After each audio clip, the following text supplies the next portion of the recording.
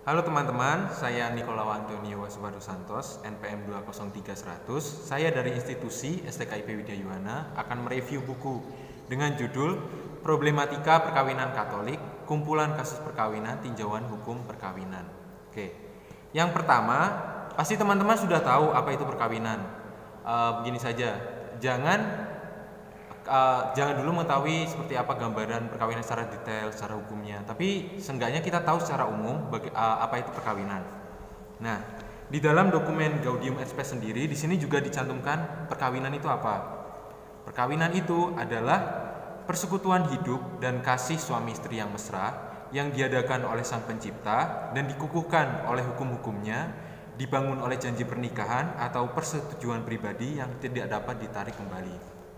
Nah, kalau teman-teman notice di sini ada kata-kata persekutuan hidup kasih suami istri yang mesra yang diadakan oleh Sang Pencipta sendiri. Nah, dari sini berarti teman-teman sudah tahu betapa sucinya perkawinan karena dibangun oleh Sang Pencipta sendiri.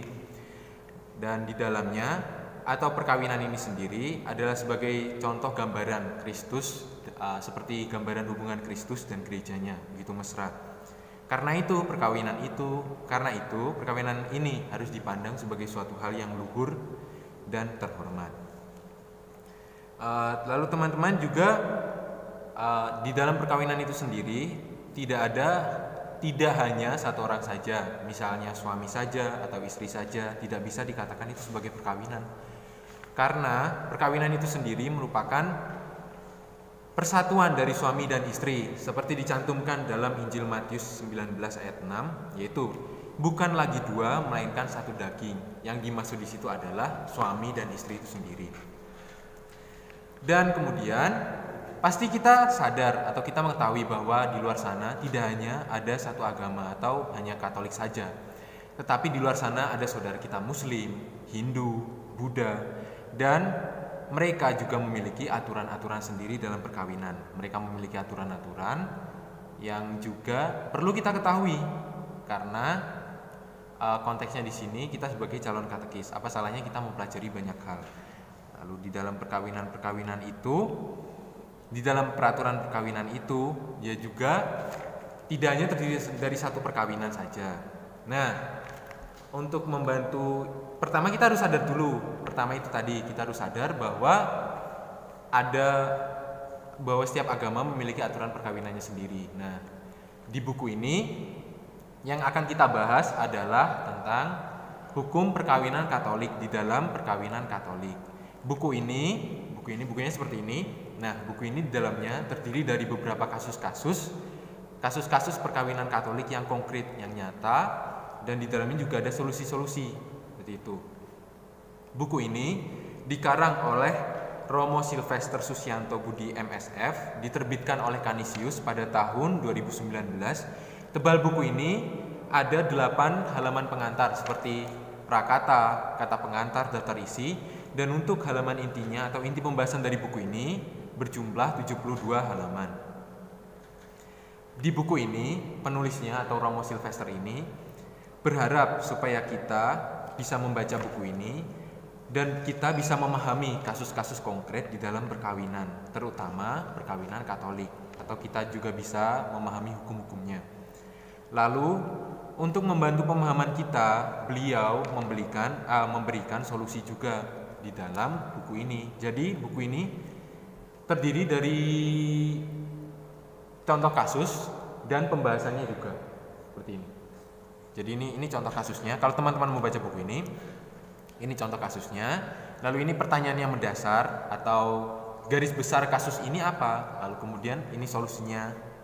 Di sini Romo memberikan ini yang berdasarkan juga dengan hukum-hukum gereja atau hukum-hukum Katolik, hukum-hukum perkawinan Katolik maksud saya.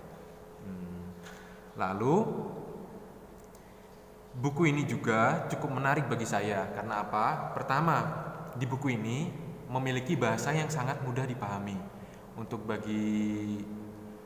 takaran orang SMA ke atas lah pasti bisa memahami buku ini karena bahasanya sangat ringan sekali, tidak menggunakan bahasa-bahasa yang sangat rumit. Lalu yang kedua, buku ini tipis. Nah, menariknya di mana buku ini tipis? Buku ini tipis, seakan menunjukkan kepada kita kalau kita bisa memahami hukum gereja dengan simpel, dengan mudah. Tidak perlu kita membeli buku yang tebal-tebal. Tidak perlu kita membaca buku yang tebal-tebal yang akhirnya membuat kita pusing. Tetapi buku ini seakan-akan malah mengajak kita sendiri untuk ayo belajar, karena ini sangat tipis dan ini mudah. Lalu yang ketiga, buku ini menarik karena diberi contoh konkret secara langsung. Nah, menariknya di situ karena akan membantu kita untuk membayangkan bagaimana kerjanya di lapangan, bagaimana contohnya di lapangan, contoh perkawinan, terutama karena saya sendiri besok juga akan menjadi katekis dan harus mengetahui hal-hal tentang hukum gereja, terutama tentang hukum perkawinan ini. Nah, di dalam buku ini ada beberapa hal yang menarik bagi saya. Di sini saya sungguh minat dengan bab atau kasus pertama, lalu kasus 11 dan kasus ke-25. Oke. Kasus yang pertama di sini membahas cara menikah secara sah, atau kita dasarnya dulu lah bagaimana kita bisa menikah dengan sah. Di dalam ini saya bisa mengetahui syarat-syarat pernikahan terutama di dalam Katolik. Juga saya baru mengetahui juga kalau misalnya seorang pria minimal 16 tahun itu juga bisa menikah, atau kisarannya sekitar SMA. Itu saya baru mengetahui. Dan sebenarnya ini kocak juga karena ketika seorang, ya bukan kocak, tapi memang hukumnya seperti itu. Jadi ketika laki-laki memiliki riwayat impotensi, dia tidak bisa menikah karena tidak bisa istilahnya memenuhi istri tersebut. Nah, dari bab satu saja, dari kasus satu saja saya bisa mengetahui perkawinan lebih dalam, terutama tentang aturan-aturannya.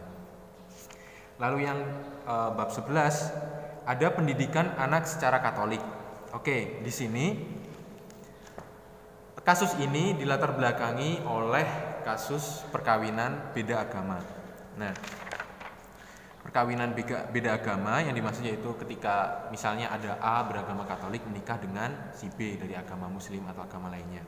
Nah, di dalam sini ternyata juga saya mengetahui pendidikan anak secara Katolik ini merupakan suatu janji yang harus dipenuhi oleh misalnya si A atau laki-laki ini adalah orang Katolik. Jadi dia harus memenuhi janjinya untuk mendidik anak secara Katolik jika di dalam keluarga yang menikah secara beda agama. Berusaha sekuat tenaga supaya bisa ikut Katolik. Dan itu janji tersebut juga dimaklumkan kepada pihak ke perempuannya. Misalnya si perempuan ini dari agama lain atau beda agama. Lalu yang kedua, kasus 25 ini, sebentar. Kasus 25 ini ada perpisahan suami istri atau tentang pisah ranjang. Nah, dari sini ini menarik bagi saya karena memang ini kasus yang paling banyak saya jumpai di luar sana. Ada tentang beda agama, maksud saya pisah ranjang karena memang ada problem.